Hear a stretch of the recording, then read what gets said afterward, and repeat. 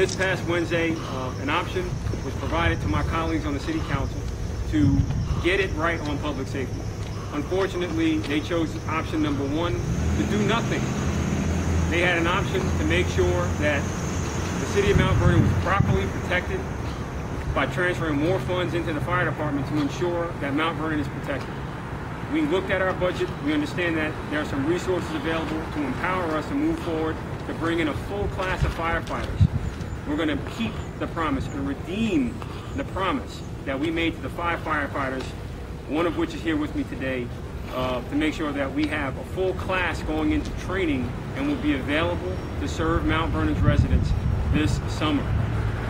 Right before when electric use goes to peak demand, right before air conditioners turn on and start rattling and humming through the night, right before even the fall, when people start switching to electric heaters and overloading more sockets.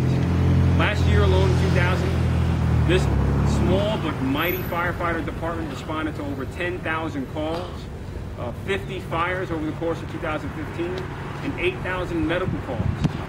This is very important that we make sure we have the right staffing level to keep Mount Vernon safe and reduce our reliance on mutual aid. This is the right thing to do. This is the right call for public safety. And we're going to make sure that we do our best to protect the citizens of Mount Vernon first. And I call on the council to rise to the challenge and keep Mount Vernon safe and stop getting it wrong on public safety. With that, I'll take questions and invite any questions from you on topic. So how are you going to pay for this? So right now we have, for the first time in a decade, the City of Mount Vernon is engaging the state and the insurance companies to work with them to move some folks that have been on long-term disability off our books. That process may take a year, sometimes longer, but it was represented to us that Mount Vernon has not contacted or made any movement since 2007 on this issue. It's our understanding that there are approximately, do you have the exact number? A dozen firefighters out.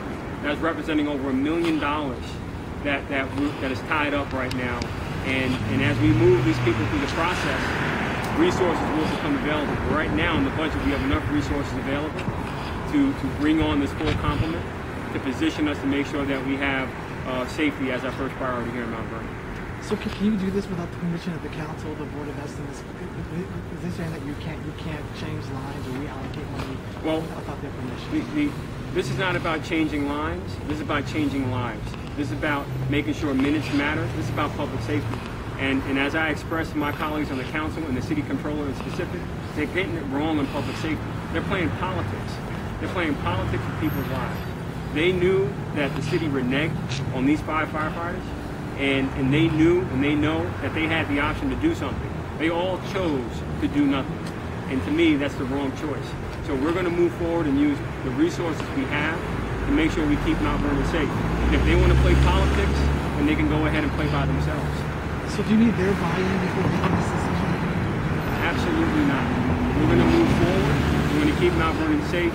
If they want to continue to choose to play politics, we're going to make sure we prioritize public safety, and they can work that out with the rest of the public. I can tell you right now that I believe in safety. We all believe in safety. This fire department is already understaffed, and we're going to take it to a new level to make sure that we're protecting Mount Vernon even more. How understaffed is the fire department? On average, there are about 17 firefighters on duty on a day. Other communities like White Plains, they operate at 29. That is something, that's a big number. That's more than a dozen people that are on duty at a time. So at the end of the day, we are approaching this to make sure that we bring the average up to around 20. And over time, we're going to work to try and get the numbers even higher so we can keep Mount Vernon safer and safer every day. So, they will argue that talking about a couple of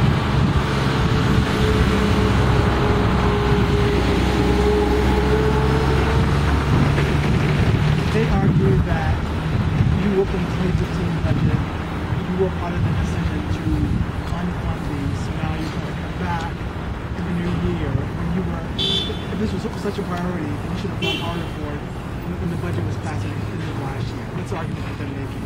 Well, that's a very intellectually lazy assessment. The record is very clear. I voted against the budget. When they did finally pass it on December 30th, I asked them to reconsider. It was very clear. I made it clear to them that they were unfunding and reneging upon 5 firefighter positions and over 20 police officers. So they made a choice to undermine and gut and cannibalize the fire department budget. That did not have to happen. I made it abundantly clear from August through December 30th that my colleagues on the council should not play politics with people's lives. As you recall, in 2014, there were approximately 9 people died in the span of 4 months from fires, events. We're not saying that there's any obligation or any liability from the coverage standpoint. Our firefighters work hard. They put their lives at risk every day to keep people safe. But it's well documented that we know that staffing levels here are a challenge. So we're taking the steps. We have the resources in the budget, and if they want to continue to play politics and point the finger, we've done that already. It's a waste of time. They need to rise up and own the problem so we can make sure that we have a safe solution. And they chose to do nothing. Right now we have an opportunity to move some resources over. We're demonstrating that for the first time in 10 years. First time in 10 years, we are going to address those on long-term disability by giving them the respect and dignity they deserve by processing their claims. And that's a bigger problem. How come for 2 administrations, nothing was done on processing claims to remove approximately $1 million tied up in this department? It's not fair to anyone's families on both sides of the table. And if you have someone that's elderly, you have someone that's young, you have any family that you care about in this community, it's a shame and it's a disgrace that the council and the comptroller are playing politics with people's lives. So, to be clear, the money is not coming from the 6 funded positions, but it's coming from a different pot of money. It's coming from within the fire department budget at this point in time, and we are using the resources that are available to us to make this happen. We have the support of other communities in the county for bringing these new recruits into the academy.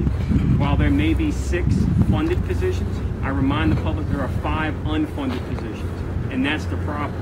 They chose back in December to vote for us. I was very clear that that was the wrong choice. I advocated for it. But, look, they voted for it. Now we come back and presented a plan and a solution of what we can work out to make sure that we save taxpayers money, and yet they want to continue to point the finger. That's classic, pass the hot potato. Well, I'm going to hold on. The buck stops at my desk. And I'm owning this because I understand that public safety is a priority, and we must keep Mount Vernon safe. We're going to save taxpayers money at the end of the day, and we're going to make Mount Vernon safe.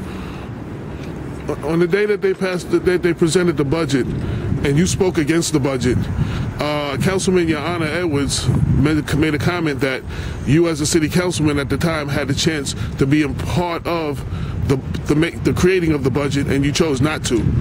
That's an inaccurate characterization. It was very clear and very well documented. If you go back and listen to the minutes of the recordings of the meetings, I made it emphatically clear, absolutely categorically, unequivocally, that I don't believe that they're making the right choices in the allocation of resources. They chose. They made that choice. I was outvoted. I was 1 vote against it. And while it could have stayed within whatever percentage that they desired, this is about allocating resources, moving it around. At the end of the day, the budget went up approximately $5 million. So money is in the budget.